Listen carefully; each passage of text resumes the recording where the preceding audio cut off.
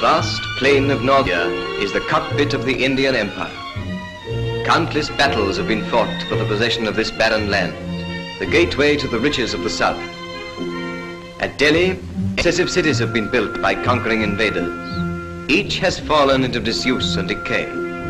But it's an ancient legend in the Hindustan that the ninth city will endure and will rule forever. These cities of the early conquerors are now a huddle of impressive ruins. Not until the Emperor Babur swept down with the sword of Islam from the north did a foreign power become a force in Hindu India.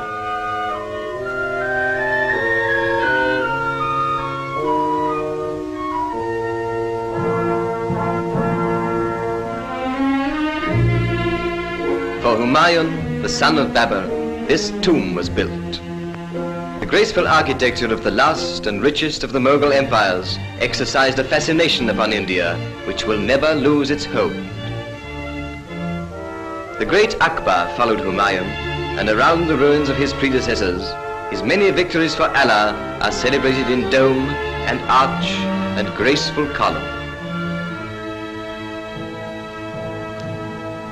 Here in this column is at once the loot of one great battle and the monument of yet another, a sacred pillar of the purest iron, wrought by some strange and undiscoverable method which has preserved it from the rust of centuries. The Qutb Minar, the famous Tower of Victory, was begun by one and successively completed by the Mughal conquerors of Delhi. 238 feet of carved red sandstone.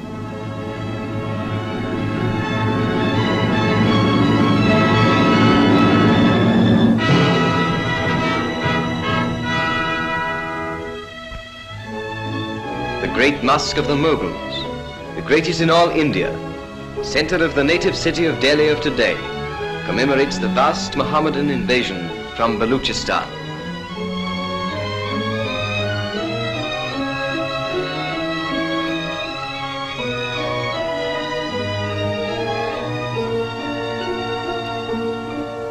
Long, shallow pools are laid out for the ritual washing of the face and hands, which every true Mohammedan must scrupulously perform before he is allowed to pray. In this great mosque and its forecourt, 20,000 people can assemble and give praise to Allah.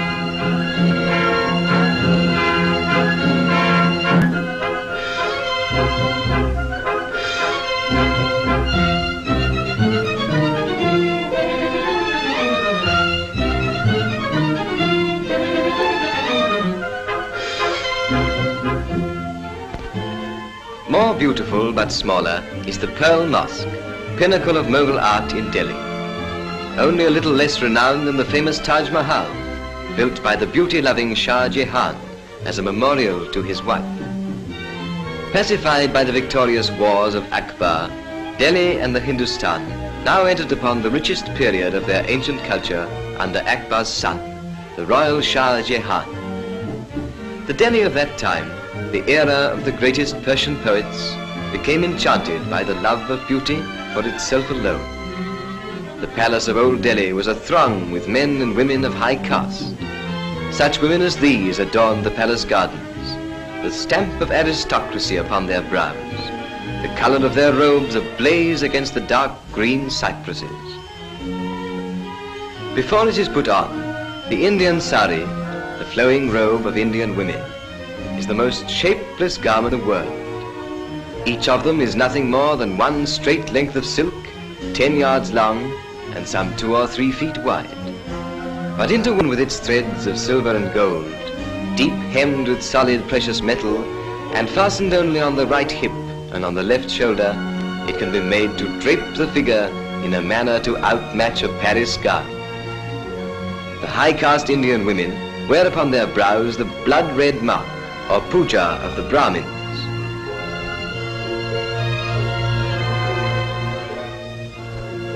Under Shah Jahan, who caused the marble of his palace walls to be inlaid with semi-precious stones, with sardonyx, cornelian, chalcedony and chrysoprase, the pursuit of happiness became expressed in languor, enervating Hindustan until the highest form of living was to watch the changing shapeliness of passing clouds. But the ninth, enduring Delhi, had then yet to be erected.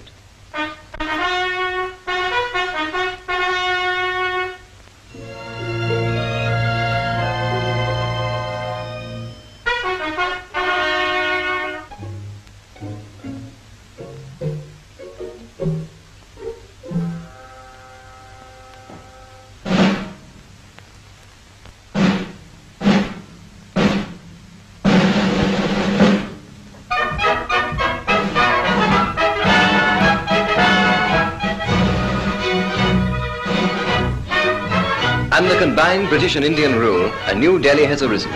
A Delhi which has kept and added to the beauty of the old, but without its dreamy lassitude.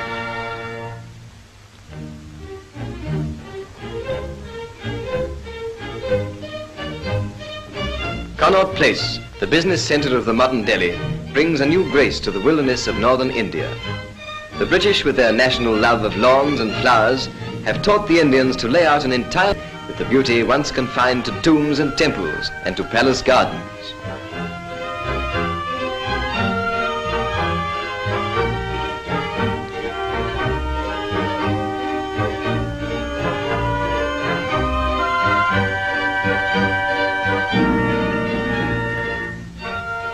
British and Indians are cooperating to carve out a nobler future for this Delhi than was possible under a despotism. In this, the magnificent House of Assembly, British, Muslims and Hindus combine in governing. The spirit of the new and vital Delhi is externalized in the new style of architecture, deriving its inspiration not from one tradition but from two, molding the culture of two continents into a third. Where once water was a luxury and the profusion of it the prerogative of princes, there are giant fountains in the public squares.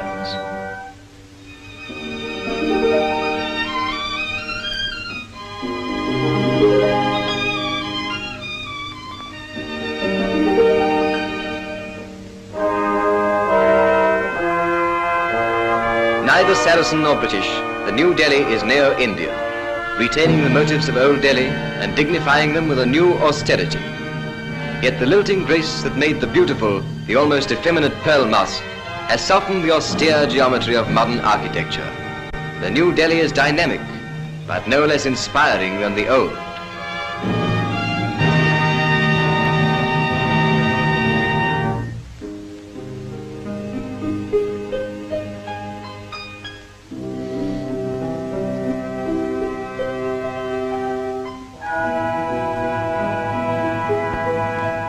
And where there was once only a burnt and acrid plain, there is a green and fertile land, laid out with a prophetic eye to the increasing future of the capital of India, the ninth, enduring city, which in the old legend of the Hindustan will stand and rule forever.